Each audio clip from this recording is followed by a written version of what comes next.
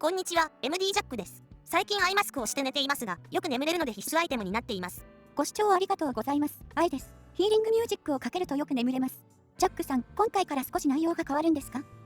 ご視聴者様からのリクエストが多かったダイナミックドライバーモデルのレビューが続くことになるよ。そうなんですね。それは楽しみです。でも、その前にちょっといいですか？はい、どうぞ。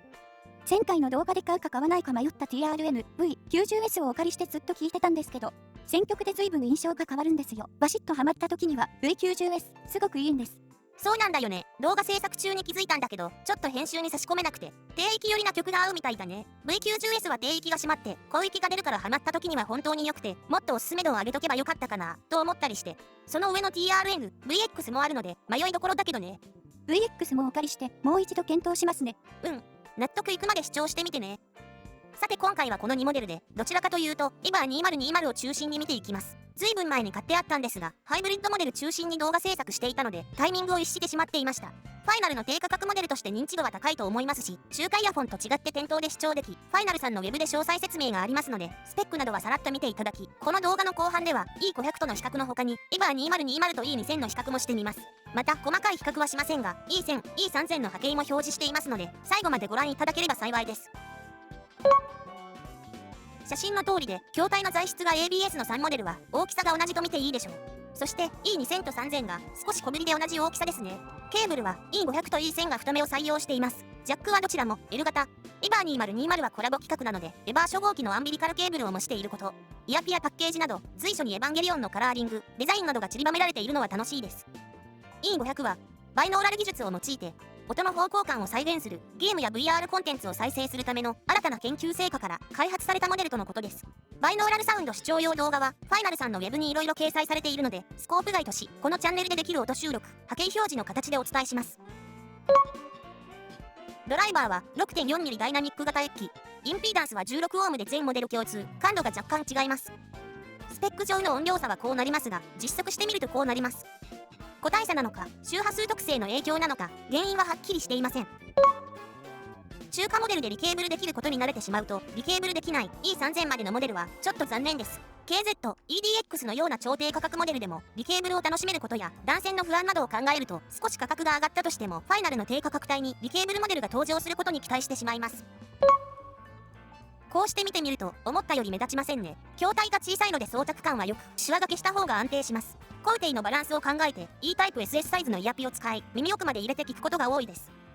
では音質比較動画です。E シリーズ全てを比較すると多分混乱すると思うので、今回は E2000 を加えた3モデルで比較します。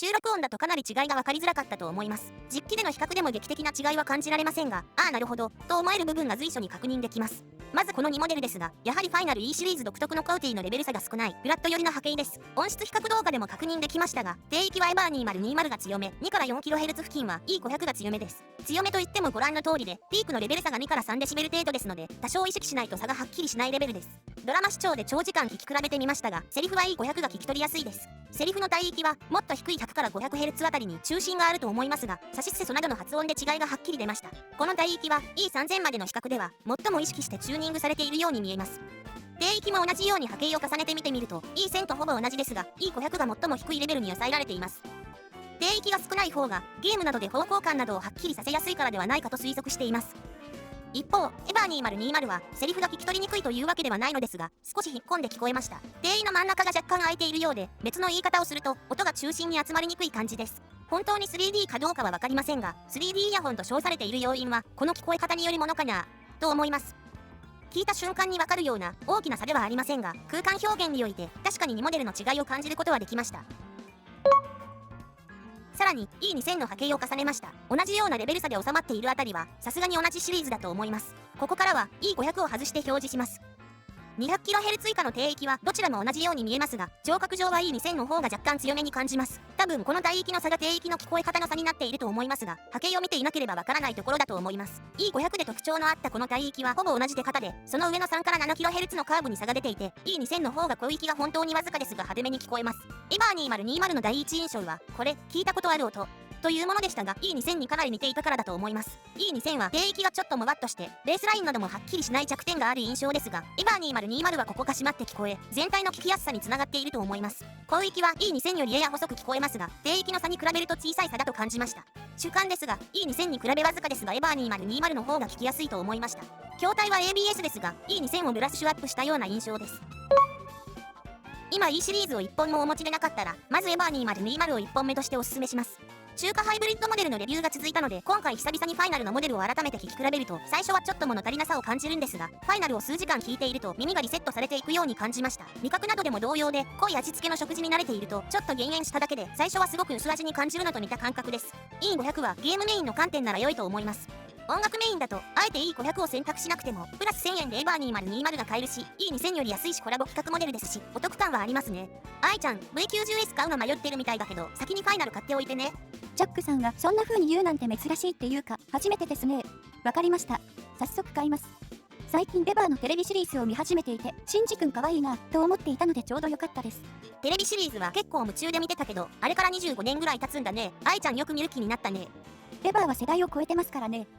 最後はちょっと脱線しましたが、今回は E2000 を交えたファイナル E500 エバー2020の比較レビューでした。ファイナル E1000、2000、3000の比較は長尺ですけど過去動画がありますので、興味がおありでしたらご覧ください。ではまた次の動画で。